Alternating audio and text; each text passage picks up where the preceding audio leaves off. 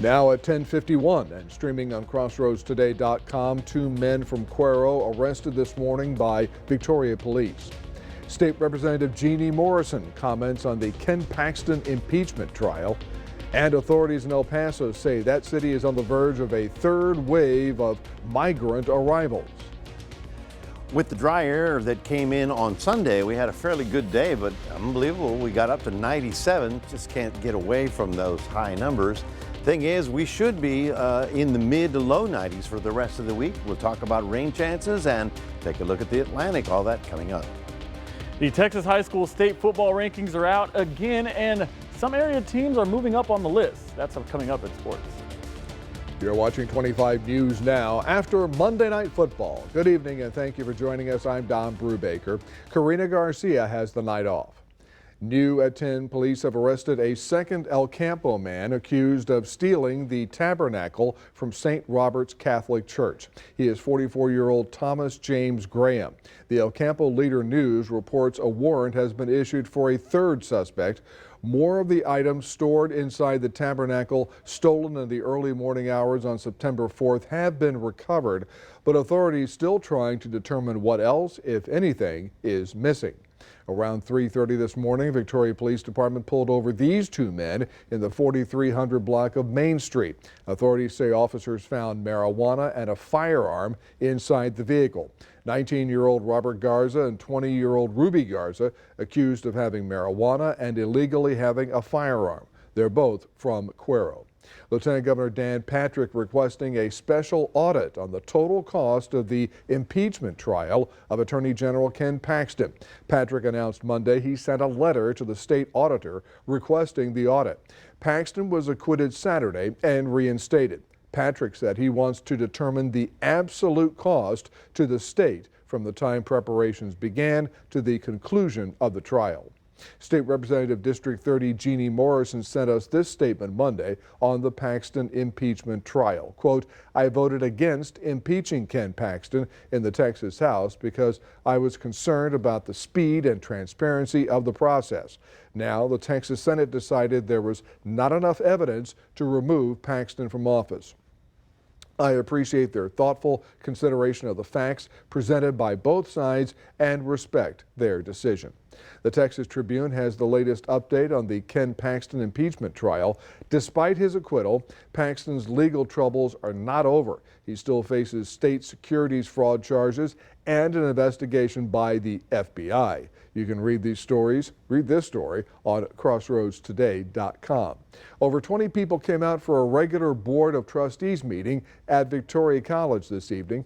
VC officials excited that enrollment has gone up and at the same time, students are taking more classes. A majority of the students are parents that sometimes work multiple jobs. Combine the greater enrollment with time management being a big factor, and this leads to more support being needed to help the students in getting a degree.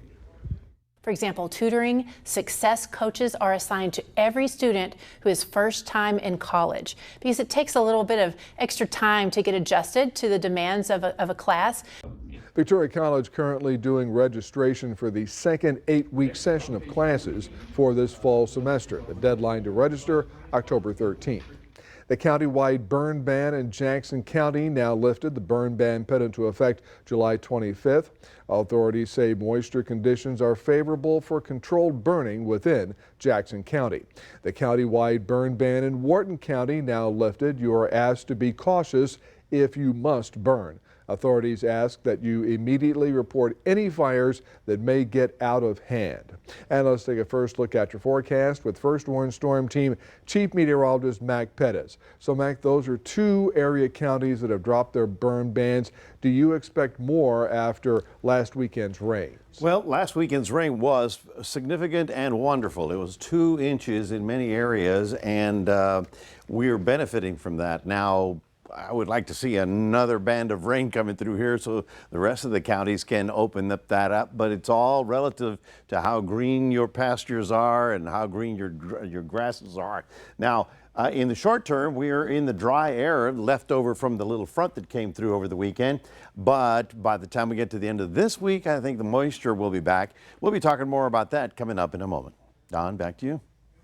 Mac, thank you. A large group of about 500 migrants have crossed into the U.S. illegally. Border Patrol agents say the group is made up of adult men and families, and the majority are from Venezuela. They made illegal entry between Ciudad Juarez and El Paso this morning. All of them were taken to a U.S. Border Patrol processing facility. Authorities say they will use Title VIII to remove anyone without proper documentation. State leaders sounding the alarm about an influx of migrants. Leaders from the Opportunity Center for the Homeless say El Paso is on the, quote, cusp of a third wave, unquote, of migrants. Shelters already over capacity and remain so for the last 3 weeks. The region has seen a spike of migrants at the border, averaging 1,200 people per day. Customs and Border Protection increasing the amount of people released on the streets. The agency working to safely process migrants while enforcing U.S. laws. The latest on the historic auto workers walkout, the targeted strike taking aim at all of the big three U.S. car makers for the first time. Talks have resumed between the union and the big three, but the opposing sides remain at odds on a deal. Nearly 13,000 auto workers back on the picket lines as the United Auto Workers Union goes head-to-head with America's three big car companies for higher wages and better benefits.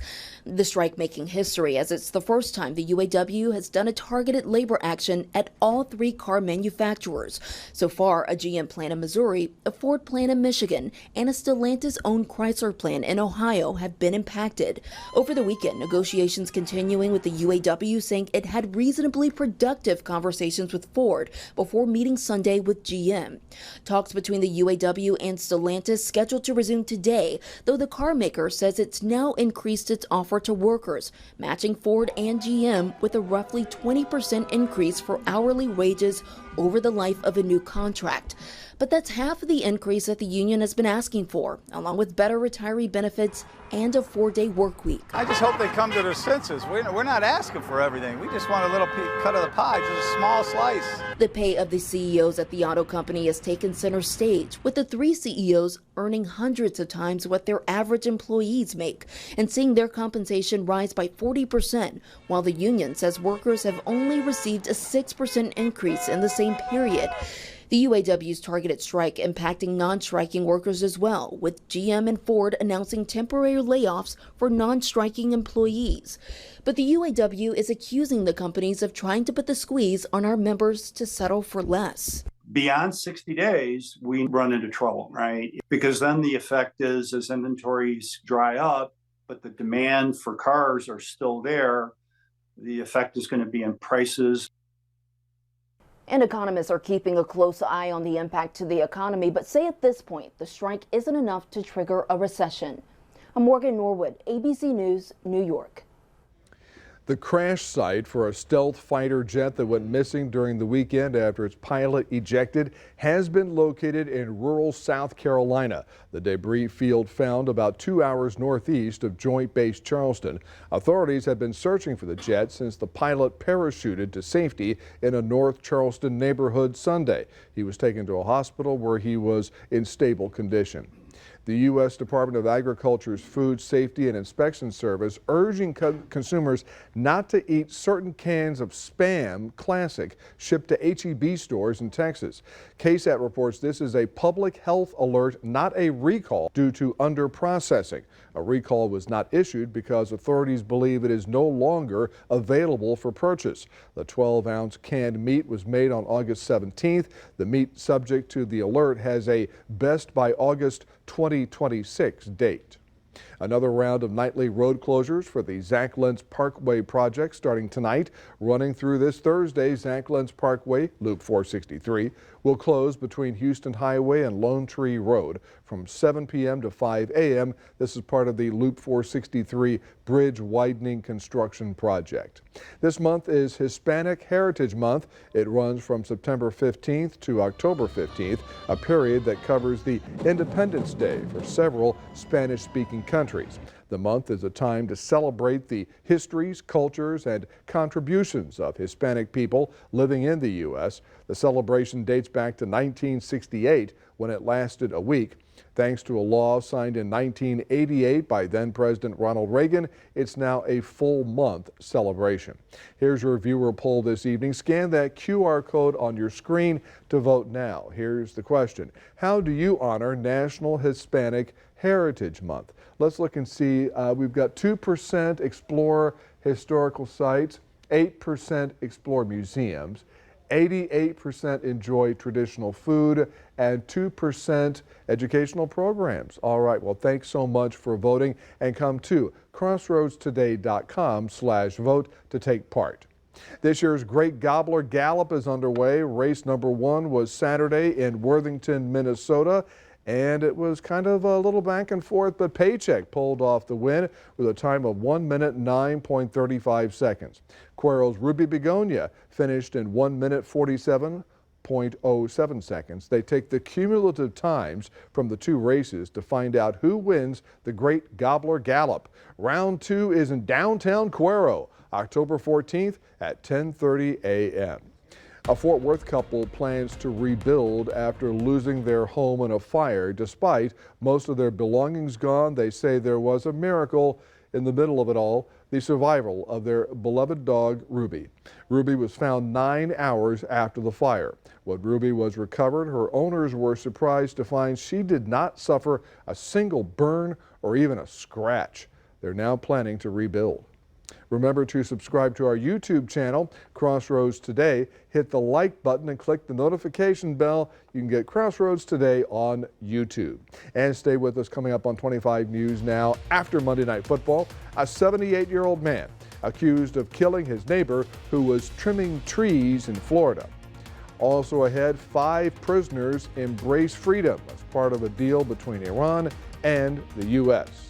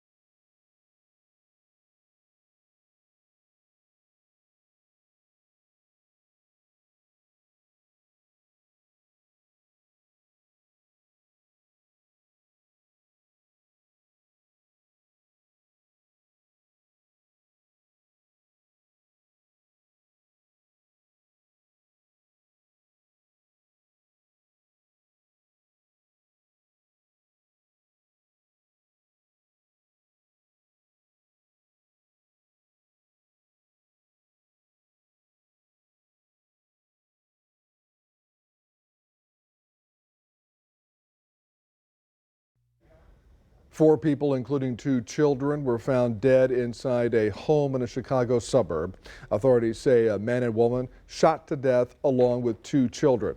In addition to the adults and children, police say 3 dogs also found dead inside the home. They believe the shooting happened between 9 p.m. Saturday and 5 a.m. Sunday. No information given about a suspect. Authorities in Florida have identified a 78-year-old man who's accused of shooting and killing his neighbor who was trimming trees near their property line. Edward Druzo-Losky, arrested and charged with second-degree murder. Authorities identified the victim as 42-year-old Brian Ford. Deputies said Ford was trimming tree lines along the fence line when the suspect confronted him about being on his property. The suspect told detectives he threatened to shoot Ford, and when Ford did not leave, he shot him. Thousands of people killed in Libya after 2 dams broke during a powerful storm last week. More than 36,000 people displaced by the catastrophe, with many of the city's buildings damaged as well. Among the damaged buildings, an important mosque that remains standing. The death toll in Libya has risen to well over 11,000 and another 10,000 feared missing. 5 Americans held as prisoners in Iran, some of them for years, for crimes they and the U.S. say were unfounded. Now they're freed as part of a deal cut between the Biden administration and Tehran. 5 American prisoners now free, some spending years behind bars in Iran's notorious Evin prison. The Americans seen after their plane landed in Doha, Qatar, after leaving Iran early Monday. The U.S. identifying 3 of the 5 Iranian American prisoners as Siamak Namazi, Murad Tabaz, and Imad Sargi, each sentenced to 10 years behind bars after being convicted of espionage, which the prisoners and the U.S. government say were fabricated. The mother of one prisoner and the wife of another were also released. While they were not imprisoned, they were not free to leave Iran until now. Last month, the U.S. and Iran striking a deal, allowing both countries to exchange 5 prisoners, as well as giving Iran access to roughly $6 billion in its frozen oil revenue. Republicans blasting the deal, likening the $6 billion payment to a ransom. I mean, whenever you put a price on American heads, you get an incentive for people to take more hostages. Biden administration officials have repeatedly said the funds can only be used by Iran for humanitarian purposes. As part of the swap, 5 Iranians convicted or charged with crimes in the U.S. have been granted clemency. Once in Qatar, President Biden shared a brief video call with the freed Americans and their families. As the 7 are now headed back to the U.S., Secretary of State Antony Blinken telling reporters he had an emotional conversation with the Americans. I have no higher priority. The president has no higher priority than making sure that Americans who are unjustly detained anywhere can come home. Iran's president says this prisoner swap could be a step in the direction of humanitarian action between the two nations. Still, they remain deeply divided on several other issues, such as Iran's nuclear program and its influence around the region. Ike Ejiochi, ABC News, Washington. Israel's Prime Minister Benjamin Netanyahu began his U.S. trip in California today, where he met with Elon Musk. And protesters followed his every move, including at a Tesla plant in Fremont. He posted on Twitter that he planned to talk with Musk about, quote, how we can harness the opportunities and mitigate the risks of AI for the good of civilization, unquote. The meeting comes at a time when Musk faces accusations of tolerating anti-Semitic messages on the social media platform. The head of the Jewish state meeting someone who has promoted and fanned the flames of anti-Semitism is not only ironic, it's deeply worrisome. Prime Minister has his own critics at home and abroad. And good evening, everybody. We're looking at 77 degrees right about now. That sounds pretty good, 70s, you know, and we'll get down to maybe 70 degrees tonight, which is all because of the dry air that we have in the area. We did get up to 97. I thought we were going to get away from all that, but I still believe we'll be in the low 90s by the end of this week, and we'll have that forecast coming up in just one moment.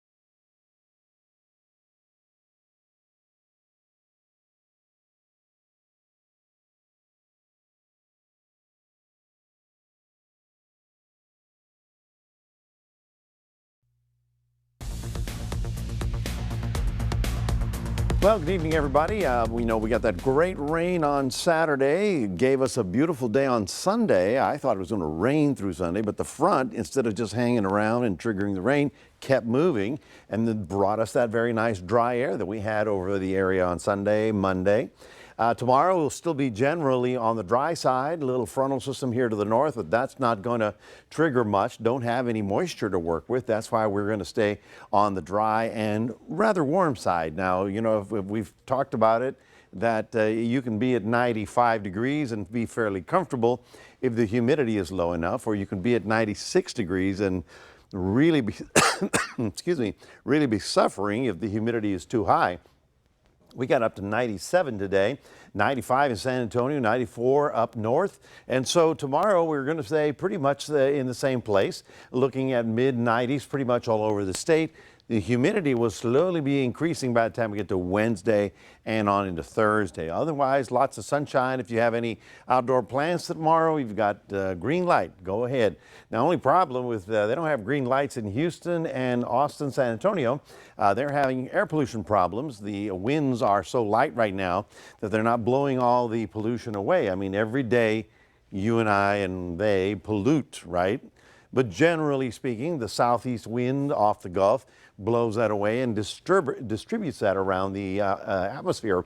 But since it's just sort of hanging there, it converts with the sunlight and water vapor into other problems. Let's take a look at the Atlantic. If some of you remember Lee is way up here, no longer a tropical storm. We do have Nigel. Nigel is a tropical storm, but will also follow Lee out the way. And then we have this system, which is likely to develop into Ophelia. Ophelia, of course, is our O storm, and we're getting rapidly through the alphabet here. We've done all of these in yellow, Nigel being here. Ophelia would be next. And I think we're going to wind up ending in the RST category before the storms are completely over. The water in the Atlantic is just way too warm to just, you know, just sit there idly by. Well, by the time we get to Saturday at 1:50 in the morning, it's going to turn officially fall.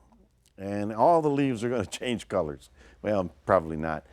What is fall? Well, it's the autumnal equinox, and the equinox means it's equal day and equal night in terms of length. But as you can see, the summer sun, which was up here, is now about at the equator and headed south toward the southern equator, so changing of the seasons. So with less sun, we get cooler, and therefore winter is not that far away. Fall hopefully will feel a little bit better. 77 in the morning in Port Lavaca, getting up to 91. And then for Cuero, starting at 71, which is a little bit nicer, getting up to about 94. As I mentioned, we're generally dry for tomorrow and Wednesday. And then Thursday, we start seeing that Gulf moisture roll back up. Slight chance of one or two little afternoon showers on Friday, Saturday.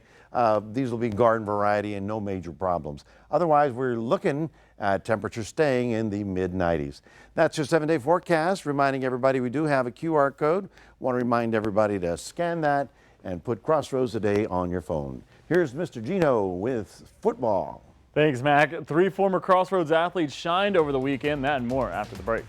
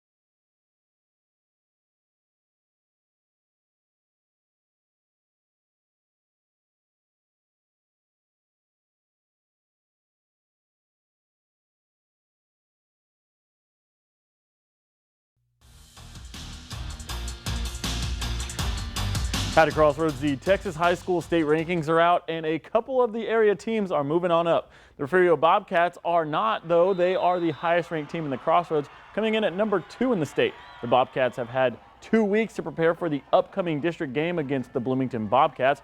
Both teams had an off week last week due to cancellations, so both will be prepared for the first district game. Last week, the Tidehaven Tigers did not play due to weather, but did not suffer in the rankings because of it. And it is unfortunate that the Tigers could not finish its game or play its game against Industrial last week before district starts. The Tigers are number 3 in the state and will travel to Rice Consolidated to take on the Raiders.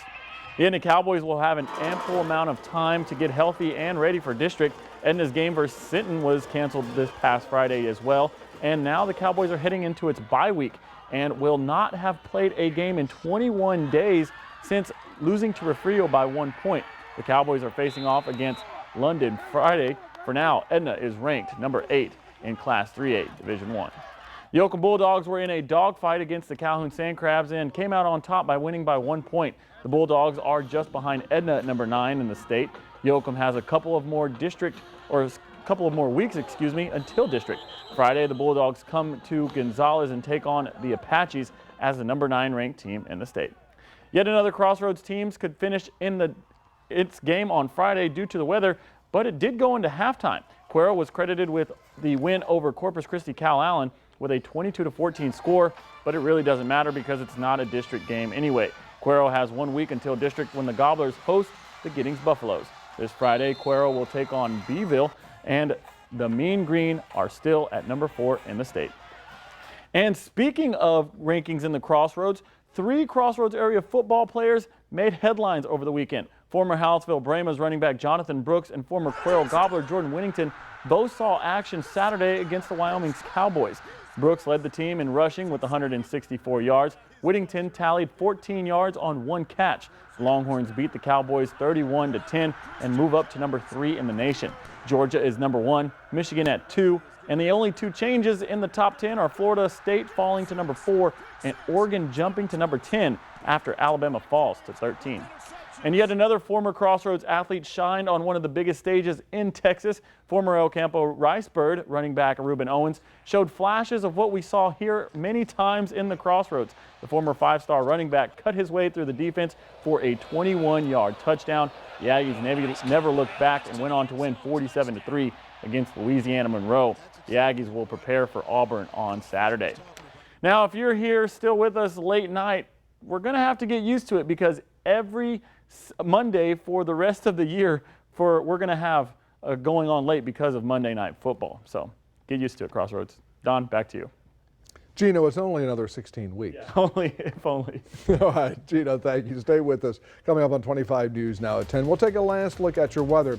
Plus, an historic tree begins sprouting leaves after it was scorched by deadly wildfires.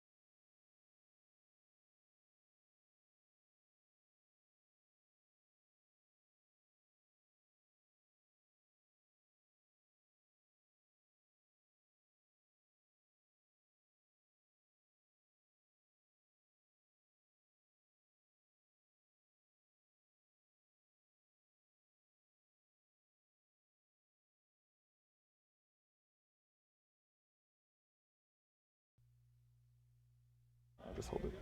For the first time in U.S. history, the national debt has hit a milestone, topping $33 trillion. That's from the Treasury Department's latest fiscal report released Monday.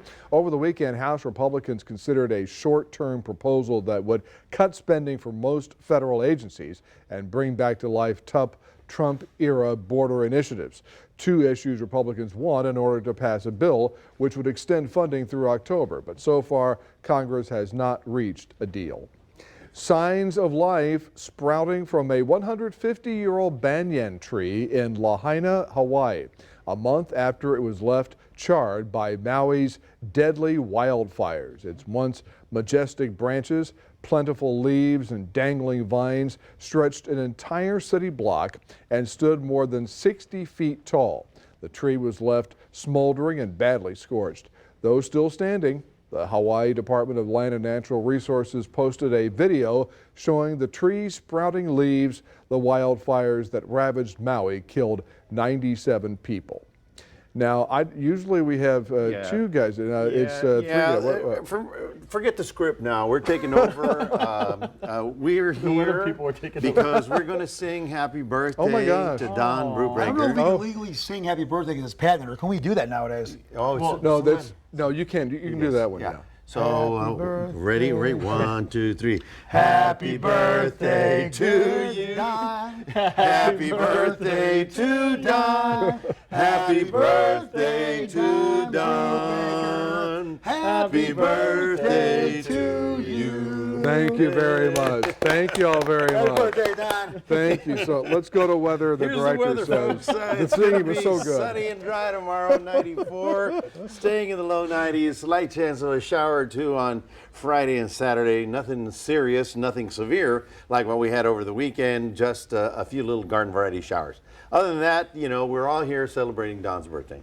We were going to light the candles, but the fire department said we couldn't.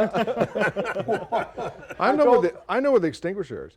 Now, from my birthday to Christmas, the U.S. Postal Service's annual Letters to Santa program now accepting letters. The program now in its 111th year. Yeah, wow. They have Howie's letters too. Yeah, children, both of them. Children can write a letter with specific details of what gift they want. The requests are put on a website, and generous strangers then adopt letters and send the gifts anonymously. More than 25,000 wishes were mailed in last year. More than 21,000 of them were adopted. Christmas is just around the corner. Yes. I mean, I got presents for my birthday. I'm waiting for Christmas presents. And now these young people who otherwise may not get presents, they can get them through this program. Yep. Mariah Carey's right around the corner, everybody. So that's right. Well, that's something to look forward to. All right. Sam's are already decorated. Thanks for joining us for 25 News Now after Monday Night Football. Join Catalina and Trey. 25 News Now Sunrise starting at 5 a.m. Good night, everybody.